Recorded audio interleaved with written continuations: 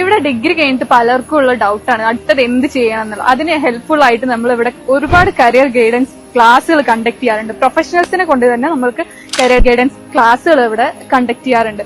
So നമുക്ക് കുറച്ച് strict ആയിട്ടുള്ള ക്ലാസ്സസിനെക്കാളും കൂടുതൽ നമുക്ക് ഫ്രണ്ട്ലി ആയിട്ട് എടുക്കുമ്പോൾ കുറെ ക്യാച്ച് ചെയ്തെടുക്കാൻ പറ്റും. അത് ഭയങ്കര ഹെൽപ്ഫുൾ ആണ്. ഓങ്ങല്ലൂർ തളി മഹാഗണപതി ക്ഷേത്രാങ്കണത്തിൽ കുട്ടികളുടെ ചെണ്ടമേള അരങ്ങേറ്റം.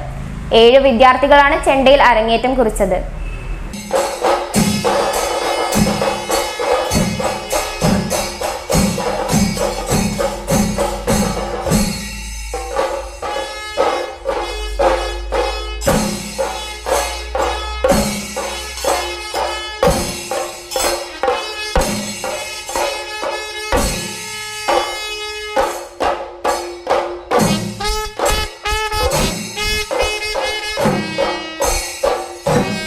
ഓങ്ങല്ലൂർ കലാകേന്ദ്രത്തിലെ 7 വിദ്യാർത്ഥികളാണ് ചെണ്ടമേളത്തിൽ അരങ്ങേറ്റം കുറിച്ചത്.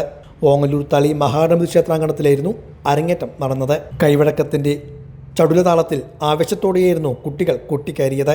കലാമണ്ഡലം ദേവരാജിൻ്റെയും കുട്ടികളെ ചെണ്ട അഭ്യസിപ്പിക്കുന്ന കൃഷ്ണൻ നമ്പൂതിരിയുടെയും സാന്നിധ്യത്തിലായിരുന്നു അരങ്ങേറ്റം നടന്നത്. വിദ്യാർത്ഥികളായ ആദിദേവ്, അശ്വിൻ, ആകുൽ, ദിൽജിത്ത്, ശ്യാം, സൗരവ്, ഗണേഷ്, യദുകൃഷ്ണ എന്നിവരായിരുന്നു അരങ്ങേറ്റം കുറിച്ചത്.